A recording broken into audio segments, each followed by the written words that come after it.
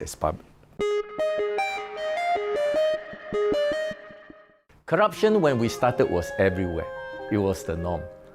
Whether you ask for favor from private or in the public sector, you must always bring some gifts. If you are very poor, bring something.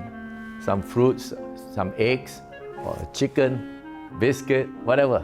Of course, if you have a business, you are supposed to give more. And everyone accepts and expects a gift when you ask for help and favor. We drew a line. We say, Singapore, we cannot afford this kind of corruption because we have gangsters who extort money. And so all the officials are so corrupt. And the economy is being drained of all this corruption. So we draw a line that we do not want any more corrupt officials to lead us. We want a corruption-free nation led by men and women of integrity. So we draw a line at independence. And during that journey of 35 years, 3 cabinet-level ministers were caught for corruption. They were charged in court, evidence was produced. Whatever they stole was taken back and they went to prison. So that was a clear signal to everyone that this country, this government has zero tolerance for corruption. So today we are one of the top 10 countries in the world that is considered, the least corrupt nations of the world.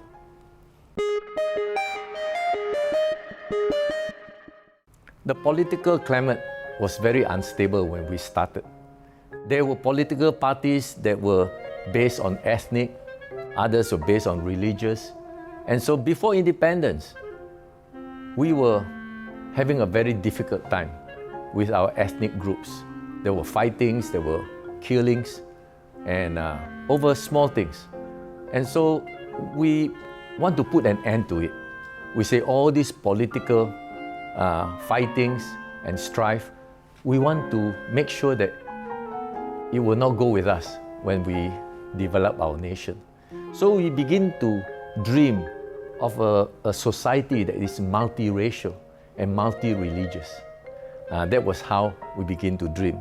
So politically, China had already become communist, and China has pledged that it wants to make all the Southeast Asian countries communist.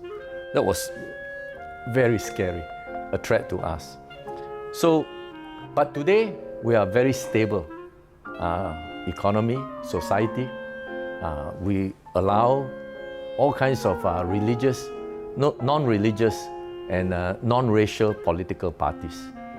You can talk about your manifesto, your dreams, your vision, but we do not allow any political party to play on racial and religious sentiments because we know it's very emotive, it's very dangerous, it's very explosive, and people become irrational and do not think correctly when you play with their religious and ethnic sentiments.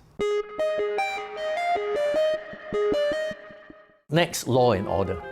In Singapore, at that time, all the districts, all the places are owned or controlled by gangs. So gangsters will make sure that all small businesses or big businesses in a given district that they control pay an extortion fee. They call it protection fee. They tell these businesses, we are really protecting you. So everyone has to pay. If you don't pay, they come and destroy your business. And they pay the police of that district to look the other way.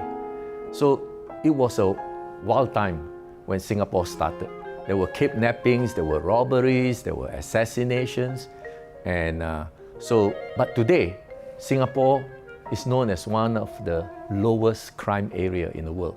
We have one of the lowest crime. You can walk around 11, midnight, 1 a.m. with your wife, with your children, with your daughter.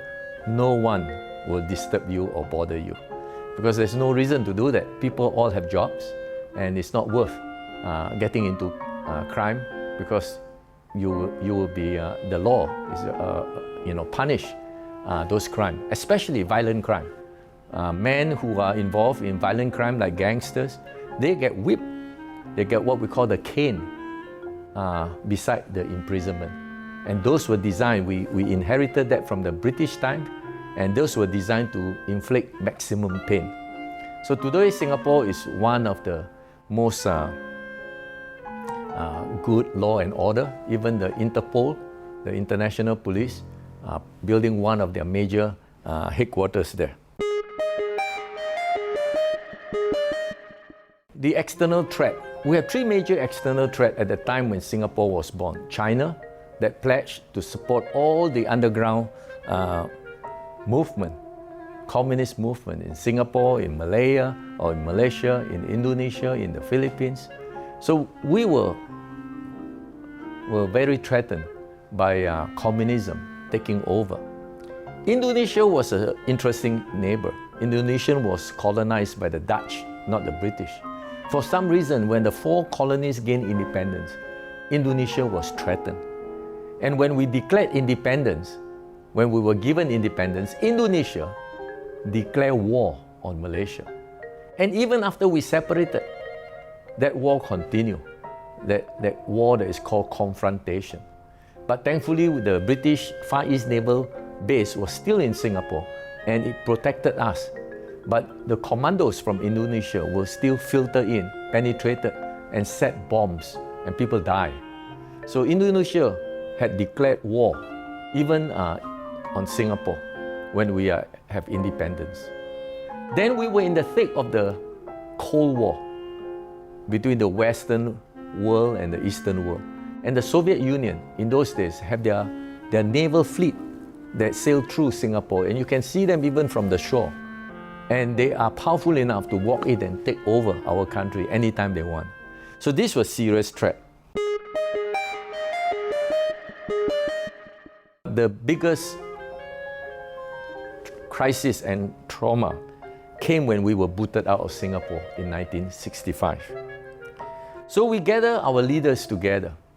All the different parties begin to talk about a new Singapore, a future. In those days, we were thankful that there were a group of men and women who were privileged. They were very bright people.